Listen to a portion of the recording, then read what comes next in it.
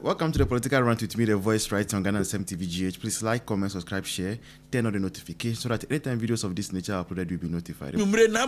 Breaking news, take it from me. And one nebesie. Breaking news aba a free Jubilee House fi kesiye mu ne say. The suspended Chief Justice. Ye nyina nim say sa ohwe proceedings na ekoso no a. Maame no onye bone. Maame no onye bone.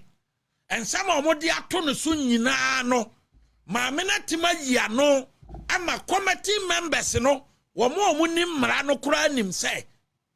Maame no enye bone ne ho son. Na mom aban no na aka kire committee members ne say wo mo ne maame no ntimi nyere enye adwuma. And this is for nyina encouraging President John Dramani Mahama. Abo madwene mpo say wo mo ne Chief Justice Araba Esaba Seki Tokono entimi nya adwuma. That's why I say committee no maame no adima defending ho a fundings no esese e favor no enya sa na beba.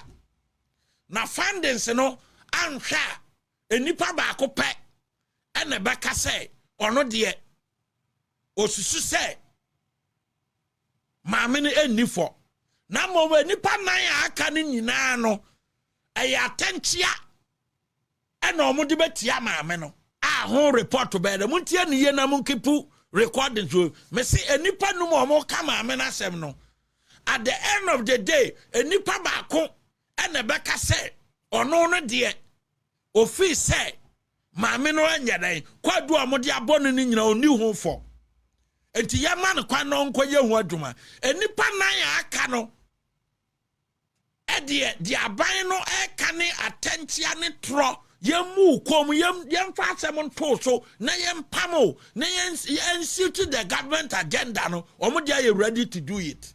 And breaking news every Jubilee House no say see America say no omo consider 3 Supreme Court judges.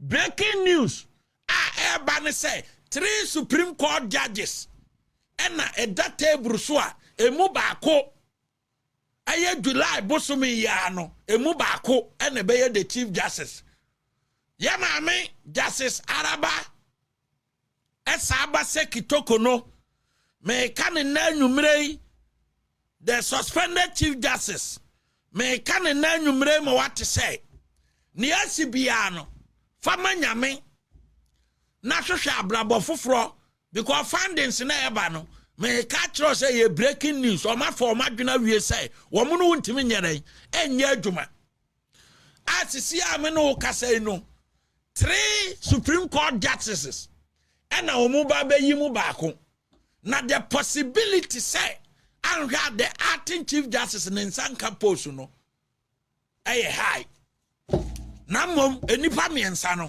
o ka ho bie enipa miensa no o ka ho bie mo me the 3 Supreme Court judges emu baako na benya the Chief Justice no e ba betudwa the month of July and na 3rd July sa Supreme Court judges emu baako and na be the Chief Justice of this country wo mo pam maame no se onko fie because NDC em pese o mo ne be adwuma enti producer monfa 3 Supreme Court judges no emfa ntudwa na menka asem yawo Justice Emmanuel Yone Kolendi oye leading na yi asisi ame no kasei so ko Jubilee House wa wo mo aban mum the appointing authority e consider no and oye leading Justice Emmanuel Yone Kolendi oye leading someone said the month of July ya ye womu and na 3rd July someone that's what ne say wanya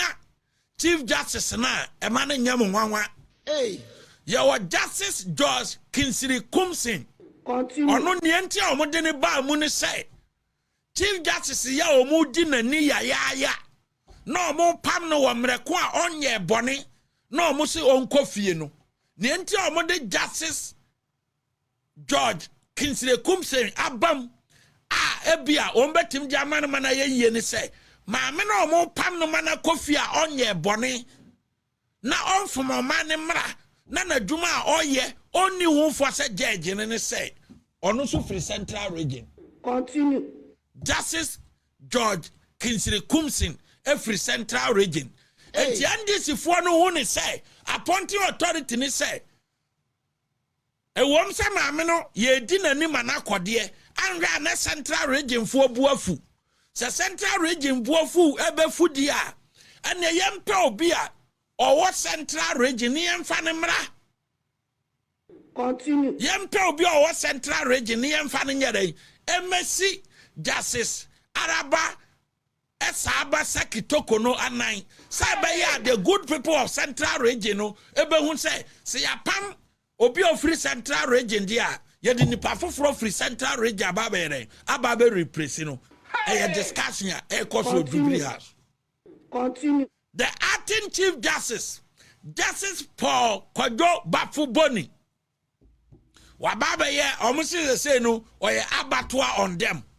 Omo hun say because ninua asom President Mahama eye delayed Bafuboni a radio gold yeren eye ne dia enti say no omo hun how to handle the case but still ano oguso can contenders no ho say obetimanya ontiminya but the nipa miensa we die the month of July emu baako and the Chief Justice. But I can say, for now, say, the two leading contenders, Justice Emmanuel Yone Kolendi, Justice George Kingsley Kumsin, and the third, the acting Chief Justice. Continue. Nandiana, 50-50. But Sani Pami and Sawe, breaking news will yet TV, and say, and Tom from. And Faba Bia nipa miensa we die emu baako because omu fee say and this fee say omu no omu betima ye den aye adwuma but the acting Chief Justice the end there I doubt ya wie momo ne date to adwuma